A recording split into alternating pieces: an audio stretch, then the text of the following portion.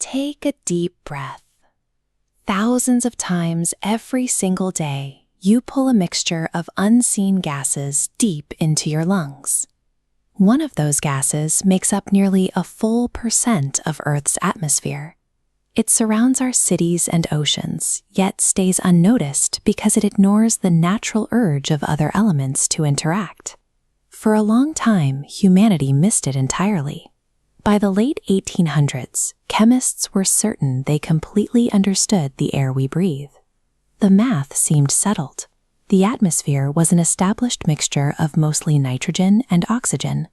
This diagram highlights a very specific mathematical problem they eventually encountered.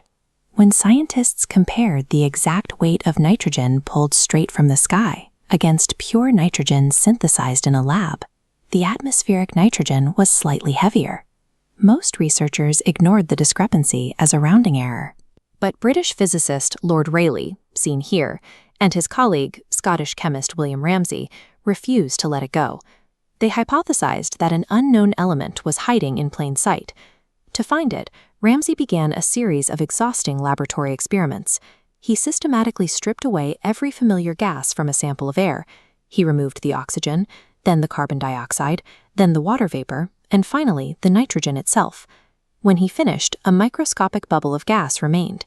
It was colorless, odorless, and completely unresponsive to chemical tests. They isolated element 18. They named it Argon, from a Greek word meaning the lazy one. To understand how a gas can be perfectly unreactive, we have to scale down, past the laboratory, deep into the subatomic architecture of the gas itself. Almost all of chemistry is driven by a search for stability. Elements trade or share electrons to fill their outer shells, a process that causes iron to rust, wood to burn, and biological cells to function. But look at this structural model of an argon atom. Its outermost ring already contains exactly 8 electrons. It's structurally complete.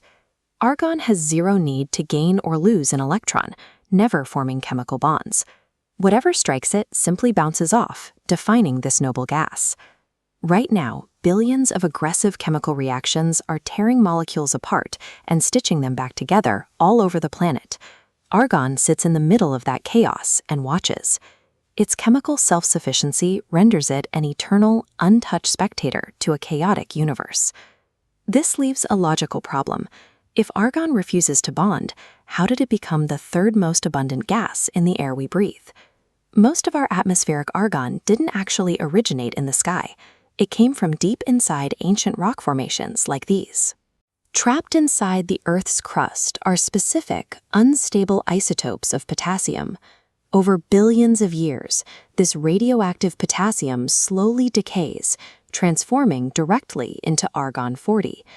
Because argon won't chemically bond with the surrounding rock, it eventually slips through the microscopic cracks. Tiny amounts of gas bleed out of the continents, constantly escaping into the atmosphere.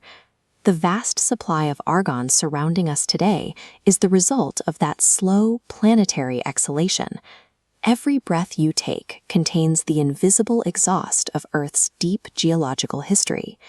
Humans eventually figured out that an element that refuses to react can be incredibly useful. Engineers learned how to weaponize argon's inertia. Consider the mechanics of welding. When a welder melts metal into a liquid state, it becomes highly vulnerable. If atmospheric oxygen touches that molten pool, it reacts instantly, oxidizing the metal and ruining the structural integrity of the joint. Engineers solve the oxygen problem by flooding the active site with argon. Because argon is heavier than air and perfectly stable, it physically pushes the oxygen away. It creates a temporary, invisible shield where no chemical reactions can occur. We apply that exact same protective logic to illumination. A traditional light bulb relies on a superheated tungsten filament. In normal air, that hot wire would burn up in seconds. By pumping argon inside the glass enclosure, the filament can glow brightly, completely protected by the unreactive gas. You see this protective quality scaled up in massive commercial architecture. Argon gas is intentionally trapped between the panes of glass in modern skyscrapers. It acts as a dense thermal insulator, severely reducing heat transfer and saving massive amounts of energy worldwide. From intricate welds on satellites to the glass walls of city high-rises, a massive portion of our modern infrastructure relies on an element whose greatest feature is doing absolutely nothing. Today, argon's extreme stability is being utilized in laboratories buried far underground, where physicists conduct some of the most sensitive research in the field. Deep beneath the surface, scientists are hunting for dark matter. Their primary tools are massive vats filled with hyper-pure liquid argon. This animation illustrates exactly what researchers are looking for. Because argon atoms rarely interact, they provide a pristine, quiet backdrop. If a theoretical dark matter particle passes through the liquid and strikes an argon nucleus, the impact produces a microscopic flash of light. Physicists are relying on those tiny flashes to explain the missing mass of galaxies. An element famous for ignoring its surroundings may be the exact tool required to uncover what most of the universe is actually made of. We live in a universe defined by constant transformation. Stars burn out, metals oxidize, and biological matter decays. But argon proves that true endurance doesn't always require action. Sometimes power comes from unyielding stability.